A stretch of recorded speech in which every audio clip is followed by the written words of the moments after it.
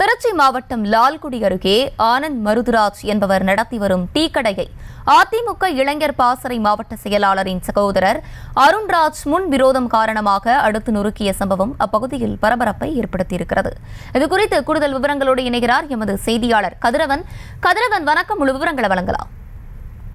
வணக்கம் கர்ஷினி. திருச்சி மாவட்டம் லால்குடி அடுத்து அன்பில் மங்கம்மாள்புரத்தை சேர்ந்த ஆனந்த் மருதுராஜ் இவர் அதே பகுதியில் டீ கடை நடத்தி வருகிறார். இந்த நிலையில் அவர் நேற்று வழக்கம் போல் டீ கடை நடத்தி கொண்டிருந்த பொழுது பயங்கர ஆயுதங்களுடன் அதிமுக இளைஞர் இளம்பெண்கள் மாவட்ட செயலர் அருண் நேருவின் சகோதரர் VDM அருண்ராஜ் மற்றும் அவரது நண்பர்கள் டீ கடையை பயங்கர ஆயுதங்களால் அடித்து நொறுக்கியுள்ளனர். பட்டப்பகுதியில் நடந்த இந்த சம்பவத்தால் பெரும் பரபரப்பை ஏற்படுத்தியுள்ளது. கீழான்பில் ஊராட்சி மன்ற தலைவர் சுதாவின் கணவர் சித்திரசேனன் நேற்றைய முன்தினம் அதிமுக இளைஞர் இளம்பெண்கள் பாசறை மாவட்ட செயலர் அருண் நேருவை சந்தித்த போது அருண் நேருவை சித்திரசேனன் முன்னுரிமத்தால் அடித்துள்ளார்.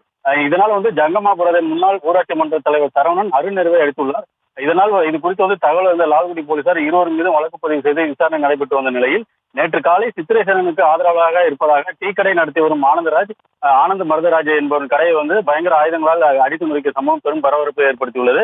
அதாவது குறிப்பாக முன்னாள் தற்போது ஊராட்சி மன்ற தலைவரின் கணவர் சித்திரசேனன் மற்றும் அதிமுக இளைஞர் இளம்பெண்கள் பாசறை அருண் நேரு இருவருக்கும் முன்விரோதத்தால் கடந்த ஒரு வருடங்களாக முன்விரோதம் இருந்தது. இதனால் தற்போது நேற்று அடித்துள்ளனர்.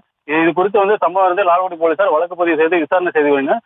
குறிப்பாக உயிர் பலி ஏற்படுவதற்கு முன்பாகவே போலீசார் தடுக்க வேண்டும் என்பதே பல்வேறு தரப்பின் கோரிக்கையாக உள்ளது. அர்ச்சனி, விவரங்களுக்கு நன்றி கதிரவன்.